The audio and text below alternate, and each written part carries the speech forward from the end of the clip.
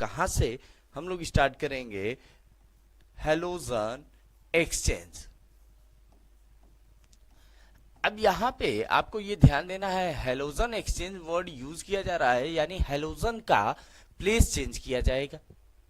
अब ऐसे कंडीशन को करने के लिए दो साइंटिस्ट का नाम आपको याद रखना है। कितने साइंटिस्ट का? दो साइंटिस्ट का। एक है फिंकलस्टीन। कौन है?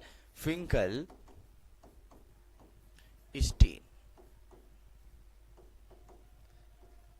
और दूसरे हमारे कौन हैं? स्वार्ट्स। अब इन दोनों साइंटिस्ट के नेम को याद रखना, क्योंकि इन दोनों साइंटिस्ट के नेम पर ही आपको क्या करना है, केमिकल रिएक्शन करना है और इस केमिकल रिएक्शन के बारे में समझना है। तो सबसे पहला हमारा जो कॉन्सेप्ट स्टार्ट होगा वो किससे होगा? फिंकलस्टीन। अब यहाँ पे आपको हर एक कॉन्सेप्ट ध्यान देना है, क्योंकि बेटा आपको यहाँ पे एक बात बताई जा रही है कि हेलोजन का एक्सचेंज हो रहा है। तो अब फिंकलस्टीन ने क्या किया है, इस रिएक्शन मैकेनिज्म को कैसे समझाया है, तो ये आपको ध्यान देना है। फिंकलस्टीन ने क्या किया, when any alkyl halide react with sodium iodide, react with sodium iodide, then it is resultant to form alkyl iodide and sodium halide।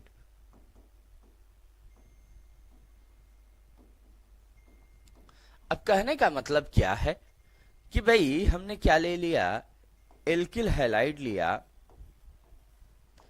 किसके साथ रिएक्शन हमने कराया, सोडियम आयोडाइड के साथ। और जैसे ही हमने ये रिएक्शन मैकेनिज्म कराया, हमें क्या मिला, हमें मिला एल्किल आयोडाइड, साथ ही साथ हमें क्या मिल गया, सोडियम हैलाइड। अब जैसे ही आपको ये कंडीशन मिलता है, आपको ये ध्यान देना होगा कि आप इसके रिएक्शन मैकेनिज्म को कैसे समझेंगे। अब यहां पे आपको समझने के लिए क्या करना होगा, एल्किल हैलाइड के लिए हम लोग क्या लिखते हैं, RX। सोडियम आयोडाइड के लिए हम लोग क्या लिखेंगे, NaI। और रिएक्शन मैकेनिज्म को कराएंगे बेटा, तो यहां से ये क्या करेगा, यानी sodium iodide breaks into sodium ion and iodine ion, whereas alkyl group breaks into X minus and R plus। minus is attached with plus and plus is attached with minus। तब यहां से क्या बना बेटा, R is attracted with iodine, so that's why they form Ri, whereas Na attached with the X, then they form NaX। अब कहने का मतलब क्या है कि भाई आप पहले देख सकते हो कि पहले R के साथ कौन सा हेलोजन था, X, और बाद में Na के साथ कौन सा हेलोजन था, I। लेकिन बाद में क्या हुआ, R किससे जुड़ गया, I से, Na किससे जुड़ गया, X से। ये कॉन्सेप्ट आया। अब इस कॉन्सेप्ट को आप कैसे करेंगे, CH3CH2Cl और साथ में क्या है, NaI। जब आप इस रिएक्शन मैकेनिज्म को प्रोसीड कराएंगे बेटा, तो यहां पे आपको कुछ कंडीशन ध्यान देने हैं। अब यहां से आपको ये तो ब्रेक करना है ना, Na प्लस I माइनस। यहां से आप जैसे ही ब्रेक करेंगे, ये किसमें ब्रेक करेंगे, Cl माइनस, और साथ में CH3CH2 प्लस। अब माइनस किससे अटैच होगा, प्लस से, प्लस किससे अटैच होगा, माइनस से। अब यहां से क्या बनाएगा, CH3CH2I, क्या बनाएगा, CH3CH2I।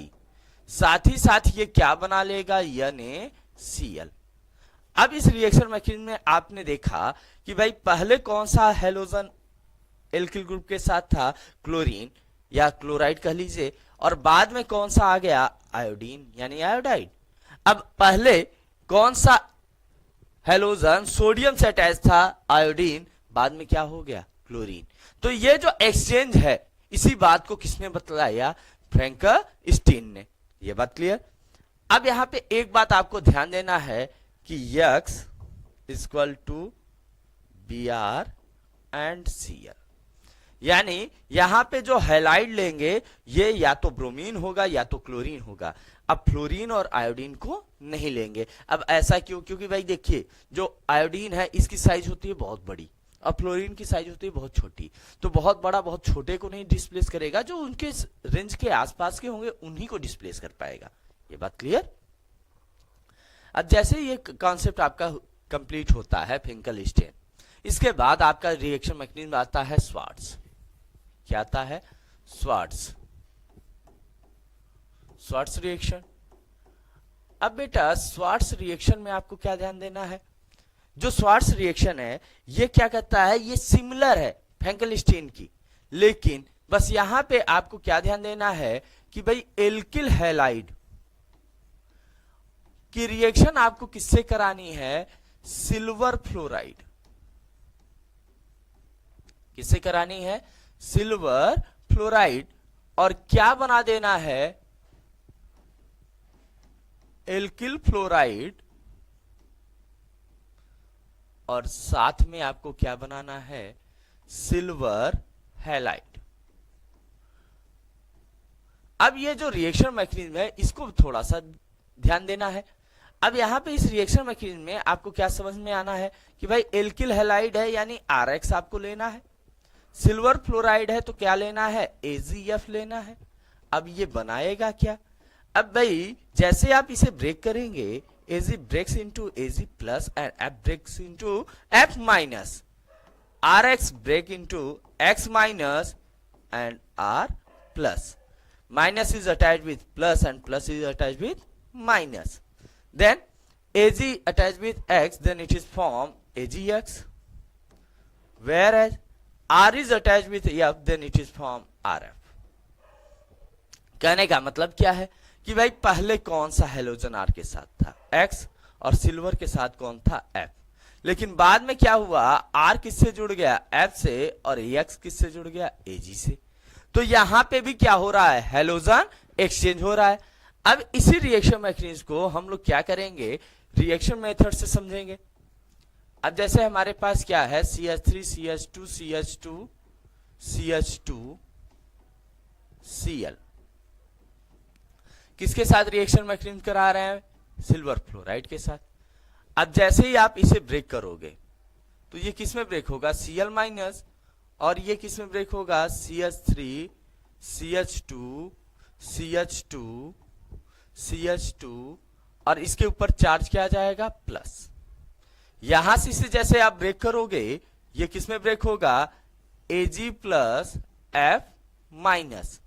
अब क्या होगा? प्लस किससे अटैच होगा? माइनस से। माइनस किससे अटैच होगा? प्लस से।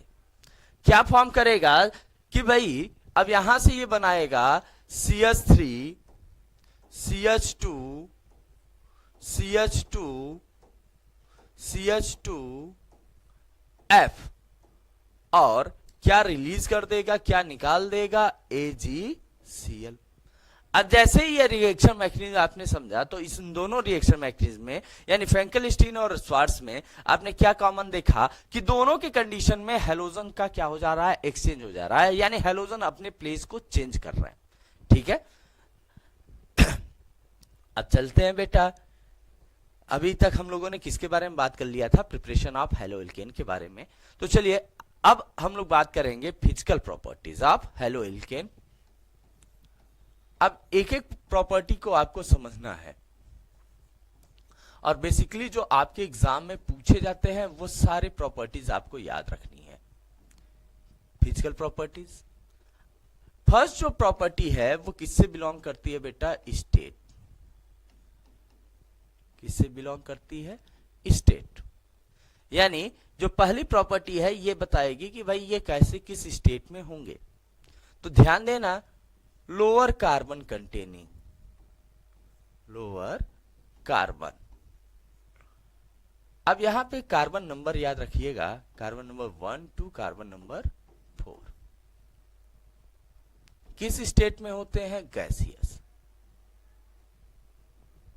सेकेंड वन, अब carbon number 5 to carbon number 17, ये किस स्टेट में होते हैं? लिक्विड। और more than 17, more than carbon number 17, ये किस स्टेट में होते हैं? सॉलिड। अब यहां आपको देखना है, क्या ध्यान देना है कि अगर हम स्टेट की बात कर रहे हैं तो कार्बन नंबर लोअर है, यानी C1 से लेके C4 है, तो इनका स्टेट क्या होगा? गैस होगा। अगर ऐसा सिचुएशन आ रहा है कि carbon number 5 to carbon number 17 है, तो क्या स्टेट होगा? लिक्विड होगा। अगर उससे भी ज्यादा हो गए, 17 से भी ज्यादा, 17 से भी ज्यादा, 18, 19, 20 ऐसे हो गए, तो वो किस स्टेट में आ जाएंगे? Solid state. ये बात क्लियर हो गई, यानी ये क्या है? स्टेट। लेकिन अब हमें क्या ध्यान देना है? But when di, tri and tetra halide condition, अब कंडीशन क्या आ गया कि भाई अगर हमारे पास क्या हो? डाई हैलाइड हो, ट्राई हैलाइड हो और टेट्रा हैलाइड हो, तब क्या होगा? Then from carbon number 3 to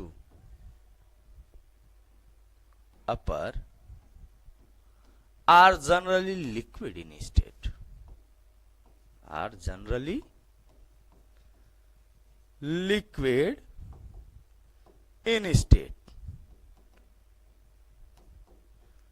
अब क्या कहा गया कि अगर ऐसी सिचुएशन आ जाए कि डाई ट्राई टेट्रा का कंडीशन है, यानी 2, 3, 4 ऐसे हेलोजन आ रहे हैं, तब ये क्या होंगे कि भाई जो कार्बन नंबर 3 होगा वहां से लेकर बेटा अपर तक सारे किस स्टेट में पाए जाएंगे? लिक्विड स्टेट में।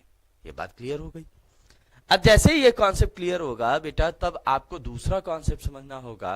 पहला स्टेट हो गया, दूसरा कॉन्सेप्ट आपका क्या होगा? कलर। अब आपको कलर में क्या ध्यान देना है? Halogens are generally form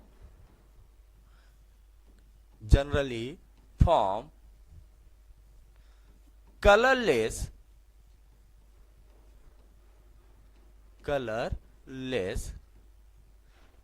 liquid, colourless liquid, यानी इनका ये जो लिक्विड होगा वो कैसा होगा? कलरलेस होगा। And sometime due to exposure of sunlight, यानी कभी कभी क्या होता है कि सनलाइट का इफेक्ट आ जाता है, exposure of sunlight, it may be coloured. अब कहा यह जा रहा है कि जैसे ही सनलाइट का इफेक्ट आता है, ये क्या हो सकते हैं? कलर्ड हो सकते हैं। यानी अब अगर हम इस कॉन्सेप्ट से समझें तो भाई फ्लोरीन और क्लोरीन ये क्या होंगे? कलरलेस। ब्रोमीन एंड आयोडीन ये क्या होंगे? कलर्ड। लेकिन अब इनसे भी आपसे पूछा जाए तो ब्रोमीन का कलर जो होगा वो क्या होगा? Light bluish. और आयोडीन का कलर पूछा जाए तो क्या होगा? Light yellowish. अब कहने का मतलब क्या है कि जो ब्रोमीन है ये किस कलर को रिप्रेजेंट करेगा? ये कलर को रिप्रेजेंट करेगा ब्लूइश कलर को, यानी लाइट ब्लू कलर को रिप्रेजेंट करता है ब्रोमीन। और आयोडीन किसको रिप्रेजेंट करता है? लाइट येलो कलर को। तो ये बात किससे हो गई? कलर से। ये बात समझ में आ गई। मैंने अभी तक फिजिकल प्रॉपर्टी में आपसे दो बातें की, एक स्टेट दूसरा कलर। अब तीसरी बात करते हैं इसके अडर की, यानी स्मेल की। अब स्मेल की बात करते हैं तो स्मेल आपका क्या है? बहुत इंपॉर्टेंट कॉन्सेप्ट होता है कि जब अभी आप किसी भी केमिकल कंपाउंड की बात करते हैं तो वहां पे आपको कुछ बेसिक प्रॉपर्टीज ही ध्यान देनी है। अब स्मेल में आपको क्या ध्यान देना है? The smell of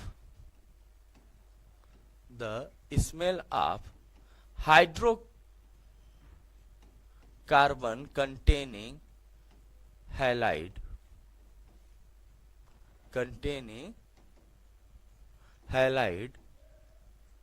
have sweet smell।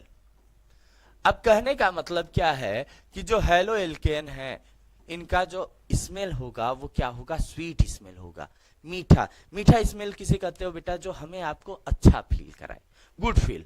तो जो गुड फील दे रहा है उसी को हम लोग क्या कर रहे हैं, स्वीट स्मेल। नंबर 4 पॉइंट आपको यहां पे थोड़ा सा इसके बारे में समझना है, क्या होगा, melting and boiling point.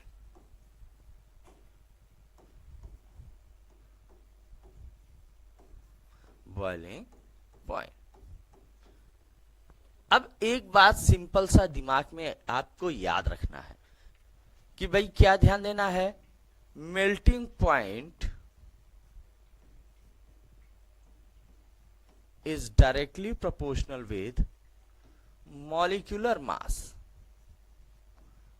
Molecular mass यानी जो मेल्टिंग पॉइंट है ये डायरेक्टली प्रोपोर्शनल किसके होता है, मॉलिक्यूलर मास के। अगर मॉलिक्यूलर मास बढ़ाया जाए तो मेल्टिंग पॉइंट बढ़ेगा, मॉलिक्यूलर मास घटाया जाए तो मेल्टिंग पॉइंट घटेगा। अब चलिए इस कॉन्सेप्ट को समझते हैं। तो अब क्या होगा कि for halo alkanes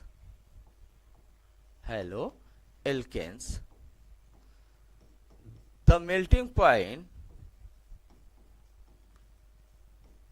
is heavier than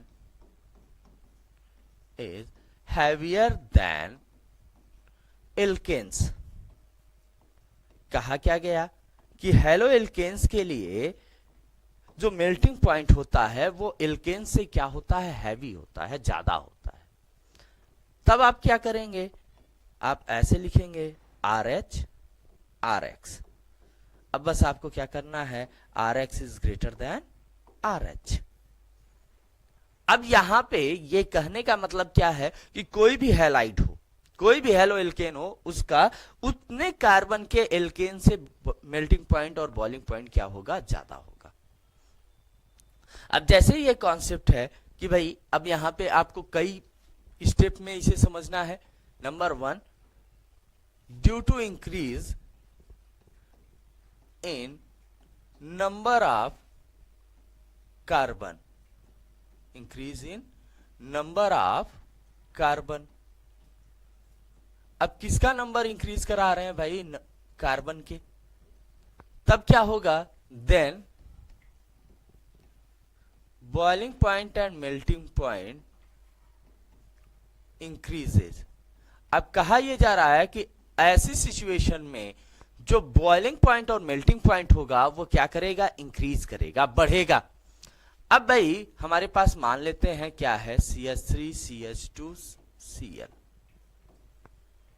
और क्या है हमारे पास CH3 CH2 CH2 Cl, और क्या है CH3 CH2 CH2 CH2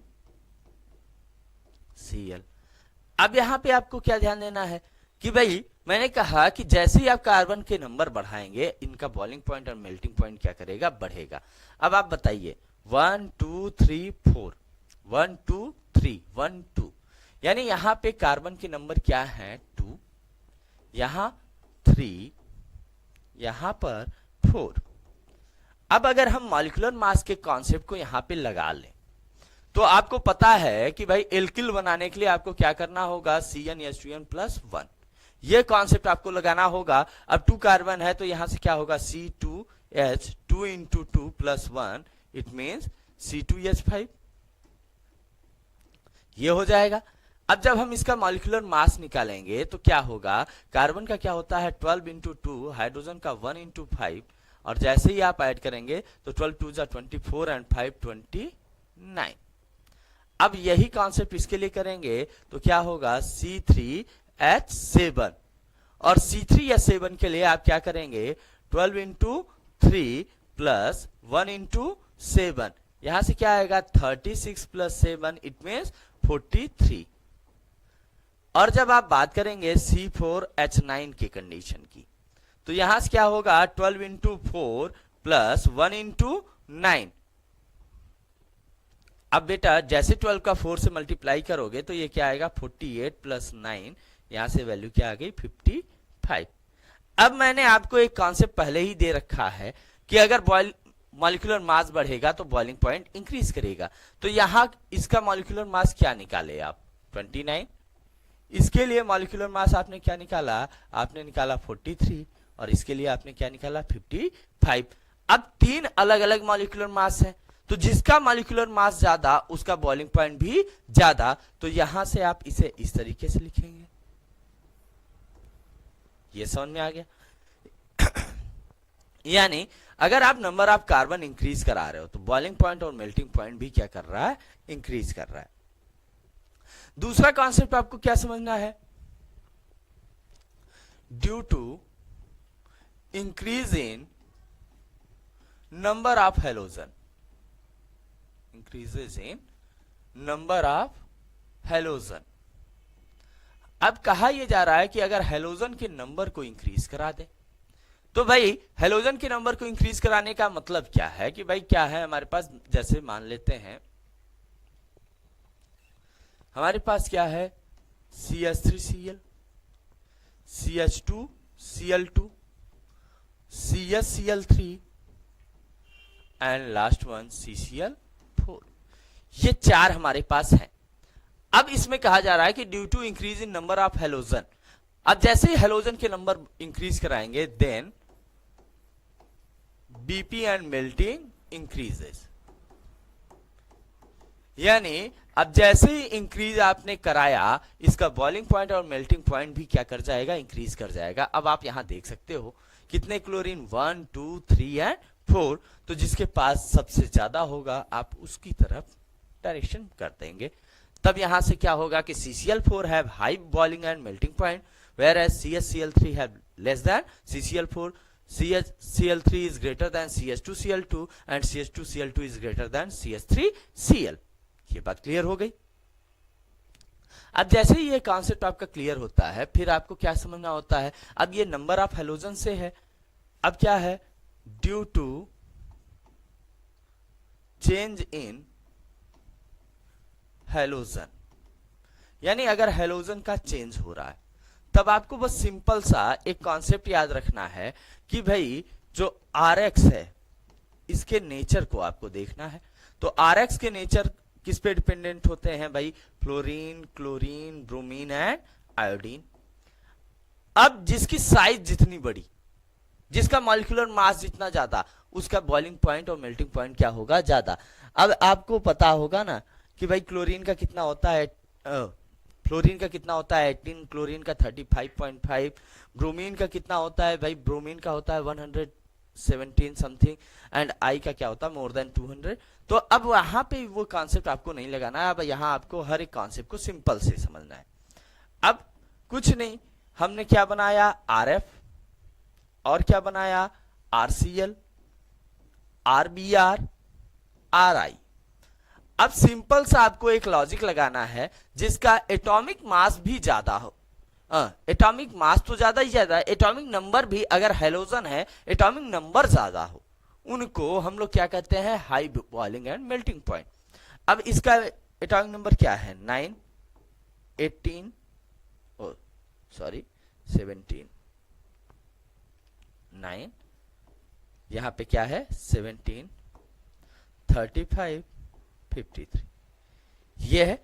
अब यहां पे आपको क्या ध्यान देना है कि जैसे ही आप ये कॉन्सेप्ट देख रहे हैं तो इसका क्या है आयोडीन का 53, तो iodine have greater than Br and Br is greater than Cl and Cl is greater than F। यानी ये जो कंडीशन है इसी कंडीशन को आपको क्या करना है, फॉलो करना है। अब एक कंडीशन और है boiling point and melting point में, due to increase in branching, due to increase in branching. अब कहा यह जा रहा है जैसे ही ब्रांचिंग इंक्रीज करा रहे हो, आप ब्रांचिंग करा दे रहे हो, तब क्या होगा, तो ध्यान देना due to increase in branching, increase in branching, boiling point and melting point, boiling point and melting point decreases. अब कहने का मतलब क्या है कि जैसे ही आप ब्रांचिंग करते हैं तो क्या होगा कि इनमें जो बॉइलिंग पॉइंट और मेल्टिंग पॉइंट होगा वो क्या कर जाएगा, डिक्रीज कर जाएगा। अब कैसे समझेंगे, हमारे पास क्या है, CH3 CH2 CH2 CH2 Cl ऐसे ले लेते हैं, 4 कार्बन कंटेनिंग। दूसरा हमारा क्या है, CH3 CH2 CH CH3 Cl। और तीसरी कंडीशन हमारी क्या है, CH3C CH3 CH3 Cl। अब यहां पे आपको क्या ध्यान देना है कि भाई ऐसी सिचुएशन में इसका देखिए, आप स्ट्रक्चर अगर पहले आप फॉर्म कीजिए तो वन लाइन, यहां पे क्या हुआ, वन लाइन के बिलो सेकेंड वन लाइन। और जब आप इस स्ट्रक्चर में बात कर रहे हैं तो one line down side and one line up side, यह कंडीशन आ गया। अब इस कंडीशन में क्या बताया गया कि जैसे आप ब्रांचिंग इंक्रीज करेंगे तो बॉइलिंग एंड मेल्टिंग पॉइंट क्या करेगा, डिक्रीज करेगा। यानी ये भाई 3 लाइन है तो ये किससे कम हो जाएगा, 2 लाइन से, और 2 लाइन किससे कम हो जाएगा, 1 लाइन से। तो ये तो आपसे अभी तक मैंने क्या बात किया, बॉइलिंग पॉइंट के और मेल्टिंग पॉइंट के कंडीशन के बारे में। अब इसके बाद बात होती है बेटा डेंसिटी के बारे में। किसके बारे में बात होगी, डेंसिटी। नेक्स्ट क्या कॉन्सेप्ट है आपका, डेंसिटी। अब सिंपल सी बात याद रखना, the density of मोनोहैलाइड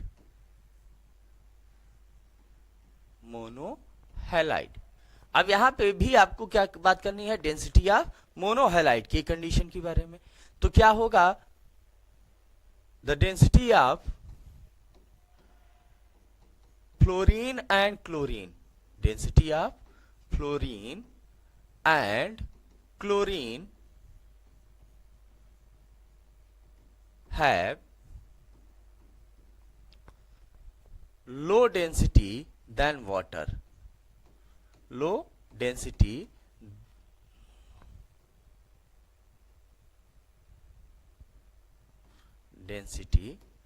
than water। कहा यह गया कि जो फ्लोरीन और क्लोरीन है इनकी जो डेंसिटी होगी वो वाटर से क्या होगी, कम होगी। Whereas bromine and iodine density is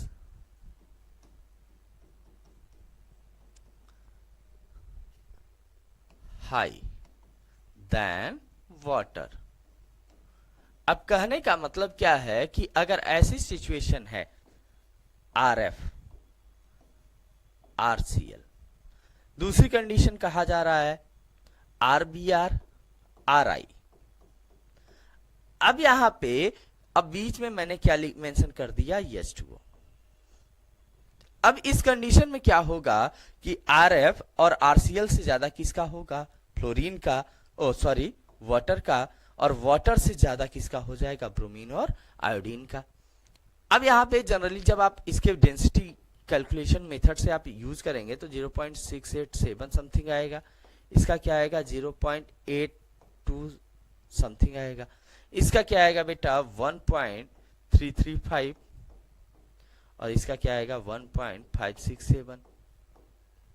अब यहां पे आप देख सकते हो, और वाटर का कितना होता है बेटा 1। अब बताओ यहां पे 1 से ये दोनों क्या है, कम है, और ये दोनों 1 से क्या है, ज्यादा। तो ये कंडीशन बता रहा है कि भाई अगर डेंसिटी ऑफ मोनोहैलाइड कंडीशन की बात कर रहे हैं तो फ्लोरीन और क्लोरीन की डेंसिटी वाटर से क्या होगी, कम होगी, और ब्रोमीन और आयोडीन की डेंसिटी वाटर से क्या होगी, ज्यादा। अब सेकेंड वन यहीं पे कॉन्सेप्ट था भाई,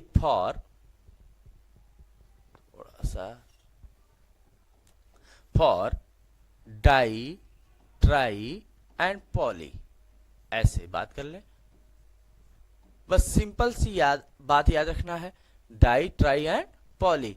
for die tri and poly condition density is heavier than water,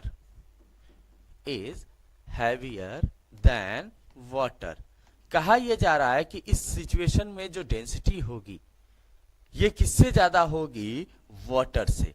यानी अब हमें एक बात ध्यान दे लेनी है कि भाई जैसे मान लेते हैं हमने क्या लिखा, CCl4, CHCl3, CH2Cl2, CH3Cl। अब अभी मैंने क्या किया कि भाई इनके डेंसिटी को आप थोड़ा सा ऐसे चेक कर लो। तो इसकी डेंसिटी मैंने 0.82 समथिंग बताई, इसकी डेंसिटी होती है 1.13, इसकी 1.36, इसकी 1.54। अब ये बताओ आप यहाँ पे क्या हो रहा है कि भाई जैसे ही ये इसमें कितने नंबर ऑफ कार्बन क्लोरीन है, उनकी वैल्यू क्या है, 1 n equal to 1, 2 n equal to 3 and n equal to 4। अब इस सिचुएशन में आपको क्या देखने को मिल रहा है कि यहां से 2 से जैसे ही आप एबव जा रहे हो, 2, 3, 4, 5, 6 जैसे भी आप आगे बढ़ोगे, इनकी जो डेंसिटी होगी वो वाटर से क्या हो जाएगी, ज्यादा। और जिनके पास क्या होगा बेटा, मोनो हैलाइड कंडीशन होगा, और मोनो हैलाइड कंडीशन में फ्लोरीन एंड क्लोरीन होगा, तभी इनकी डेंसिटी क्या होगी, वाटर से कम होगी। ये बात क्लियर। अब बेटा लास्ट टॉपिक है फिजिकल प्रॉपर्टी का, क्या है हमारा, सॉल्युबिलिटी। क्या है, सॉल्युबिलिटी। अब सॉल्युबिलिटी के लिए बस आपको क्या ध्यान देना है कि haloalkanes are slightly soluble in water,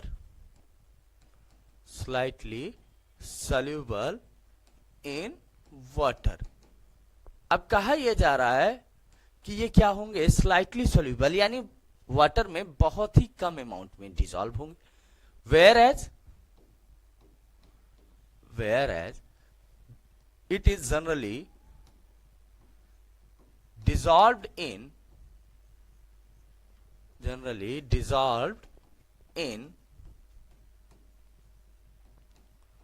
organic solvent।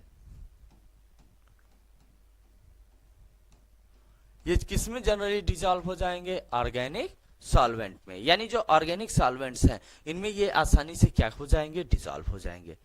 ठीक है, तो बेटा आज हम लोगों ने क्या क्या बात कर लिया, हम लोगों ने प्रिपरेशन मेथड में 2 मेथड रिमेनिंग थे, जिसमें फेंकेलस्टीन एंड श्वार्ट्ज था। साथ ही साथ हमने बात कर लिया फिजिकल प्रॉपर्टीज के बारे में। तो अब चलिए हम आपसे नेक्स्ट वीडियो में बात करेंगे केमिकल प्रॉपर्टीज के बारे में। तब तक बेटा आप सबसे यही उम्मीद और आशा होगी कि आप सब हमारे यूट्यूब चैनल को ज्यादा से ज्यादा लाइक करेंगे, सब्सक्राइब करेंगे और शेयर करेंगे। चले मिलते हैं नेक्स्ट वीडियो में, तब तक के लिए धन्यवाद। जय हिंद, जय भारत।